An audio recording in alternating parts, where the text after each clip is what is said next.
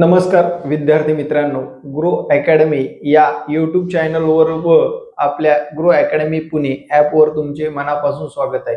विद्यार्थी मित्रांनो, ऑथेंटिक आणि महत्त्वाची माहिती हवी असेल तर आपण आपल्या चॅनलवर जर नवीन असाल तर चॅनलला सबस्क्राईब करून ठेवायचं आहे. पहिला मुद्दा म्हणजे अनएडेड संस्थेला प्रेफरन्स द्यावा का नाही, हा प्रश्न जर तुम्हाला पडलेला असेल, खऱ्या अर्थाने तुम्ही जर बेरोजगार असाल, मार्क कमी आहेत, 110 मार्कापेक्षा कमी मार्क आहेत, तर तो तुम्ही प्रेफरन्स निवडायला कुठलीही हरकत नाही. किंवा काही पोस्टसाठी 120 पेक्षा सुद्धा कमी मार्क आहेत किंवा 120 मार्क असणाऱ्या विद्यार्थ्यांनी सुद्धा हा प्रेफरन्स द्यावा, कुठलीही अडचण येणार नाही. विद्यार्थी मित्रांनो, 2022च्या भरतीमध्ये अनएडेड संस्था होत्या फक्त विथ इंटरव्ह्यू मध्ये. यावेळेस विदाऊट मध्ये सुद्धा अनएडेड संस्था टाकलेल्या आहेत.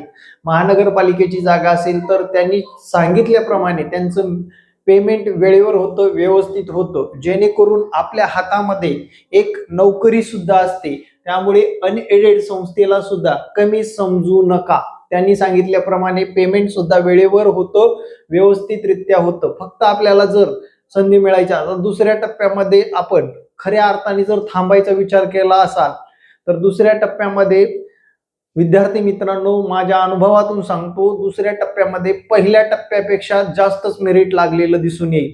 कारण जास्त मार्क असणारे म्हणजे 140, 145, 150 मार्क असणारे विद्यार्थी थांबलेले असतात. त्याच्यासाठी तुम्ही सुद्धा याचा बारकाईने अभ्यास करायचा आहे, जेणेकरून पहिल्या टप्प्यामध्ये पुणे महानगरपालिका व पुणे झडपीचं मेरिट त्यावेळेस 120 होतं, पण दुसऱ्या टप्प्यामध्ये त्याचं 125 मेरिट झालेलं आहे.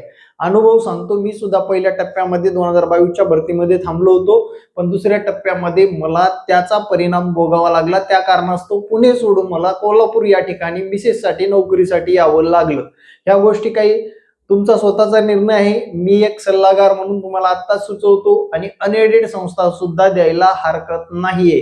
त्यामुळे या भरतीतून बाद होण्याऐवजी किंवा भरतीचा घेतलेल्या मार्काचा कचरा होण्याऐवजी या गोष्टी करणं आवर्जून गरजेचं आहे.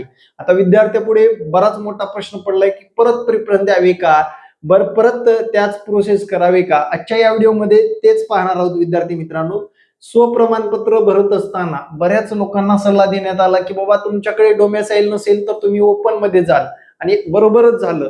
जर तुमच्याकडे डोमेसाईल नाही तर तुम्ही महाराष्ट्राचे रहिवाशीच नाही. लक्षात घ्या, काय महाराष्ट्र राज्याचे रहिवाशी नाही असं पकडलं जातं. त्यामुळे डोमेसाईल खूप मॅटर करत असतं. आणि त्याच्यासाठीच विद्यार्थी मित्रांनो, त्याच्यामध्ये काय काय बदल झाला तर हा बदल खूप महत्वाचा आहे. सध्या हे पण लक्षात घ्या की तुम्हाला हा 7 नंबरचा जो काय ऑप्शन आहे तो खूप मॅटर करतो. आणि हेच अपडेट द्यायचं होतं. प्राधान्यक्रमाबाबत उमेदवाराकडून येत असलेल्या तक्रारी विचारात घेता स्वप्रमाणपत्रामध्ये नोंद केलेल्या त्यांच्या पात्रतेनुसार जाहिरातीतील पात्रता पाहण्याची सुविधा उमेदवाराच्या लॉग इन मध्ये प्रिफरन्स फाय नॉट इलिजिबल या मेनू अंतर्गत देण्यात आलेली आहे. प्राधान्यक्रम जनरेट होत असले तरी प्रत्यक्षात आपली पात्रता असलेले प्राधान्यक्रमच लॉक करण्याची दक्षता उमेदवारांनी घ्यावी. आता विद्यार्थी मित्रांनो, एक गोष्ट आवर्जून लक्षात घ्या, ज्याच्याकडे डोमॅसाईल सर्टिफिकेट नव्हतं त्यावेळेस 14/5च्या अगोदर डोमॅसाईल सर्टिफिकेट नव्हतं, त्यांना डायरेक्ट ओपन मध्ये जावं लागले. लक्षात घ्या, महिलाचं आरक्षण नाही, कुठलंच आरक्षण मिळत नाही. डायरेक्ट जे जनरल साठी उपलब्ध असतात जागा, त्या जनरल जागेमध्ये त्यांना लढावं लागतं. महिला सिलेक्ट केलं तरी, म्हणून त्यांनी काय केलंय, कास्टचा रखाना दाखवलेला आहे, डोमॅसाईलचा रखाना दाखवलेला आहे,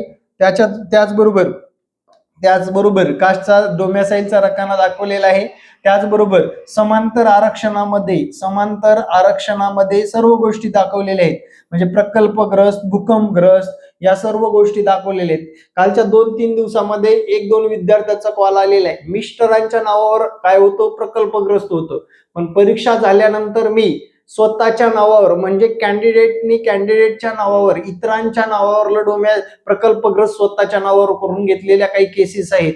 भूकंपग्रस्तच्या बाबतीत पण अशा केसेस आढळून आलेल्या आहेत.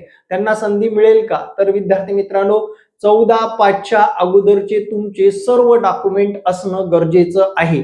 आणि ते डॉक्युमेंटची लिस्ट तुम्हाला दुसऱ्या व्हिडिओमध्ये व्यवस्थितरित्या व सविस्तररित्या दिली जाणार आहे. सेल्फ सर्टिफाईड जे लोकांनी केलेलं नाही त्या विद्यार्थ्यांना सुद्धा या भरती प्रक्रियेमध्ये सामील होता येत नाही.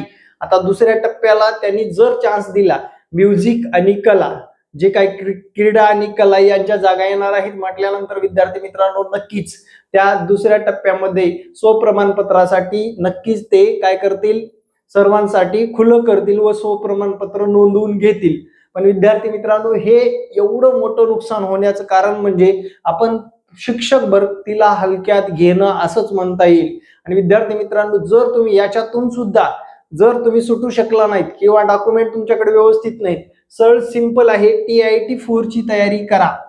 TIT 4 ची तयारी करा, कारण तुमचे मार्क जर या भरतीमध्ये लागायसारखे नसतील तर पुढल्या भरतीला सुद्धा हलक्यात घेऊ नका.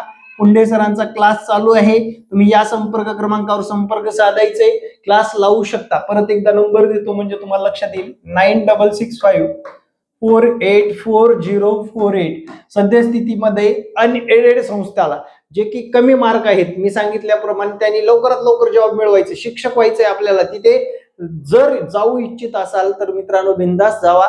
कारण मी प्रत्येकाला सांगितलोय तुला संस्था जर 100च्या मध्ये आलेल्या असतील, तुझी शक्यता कमीच आहे, बरोबर. 100च्या मध्ये जर प्रिफरन्स आले तर शक्यता कमी आहे, मार्क सुद्धा त्या लेवलनी कमी असतील तर 100च्या 100 चान्स घ्या, गरजेची आहे. नोकरी मॅटर करते. तुम्ही अनएडेड कधी ना कधी एडेड होणार आहे. ती तुकडी एडेड जर झाली तर आपल्याला रेग्युलरला जो काही पगार असतो त्याच पद्धतीचा पगार तुम्हाला सुद्धा मिळू शकतो. त्यामुळे विद्यार्थी मित्रांनो त्याला सुद्धा हलक्यात घेऊ नका. शिक्षक भरतीत फार मॅटर, इतर जे काही खाजगी संस्थेमध्ये आपण काम करतो त्याच्या तुलनेमध्ये चांगल्या पद्धतीनेच पगार मिळतो. ते अनएडेड सुद्धा संस्था नोंदवायला विसरू नका. आणि त्याचं मेरिट 2 अंकीपेक्षाही कमी लागण्यात म्हणजे जवळपास 50, 70, 80 मार्कालाही लागण्याची शक्यता आहे. कारण त्या संस्थेकडे किंवा अनएडेड तुकडीकडे बऱ्याच जणांचं दुर्लक्ष दिसून येत आहे. ठीक आहे, तर विद्यार्थी मित्रांनो हा व्हिडिओ तुम्हाला कसा वाटला नक्कीच कमेंटमध्ये कमेंट करायला विसरू नका. आणि येणारे प्रत्येक व्हिडिओ पाहण्यासाठी आपल्या लाडक्या आणि माहितीपूर्ण चॅनलला सबस्क्राईब करा. जय महाराष्ट्र. धन्यवाद मित्रांनो.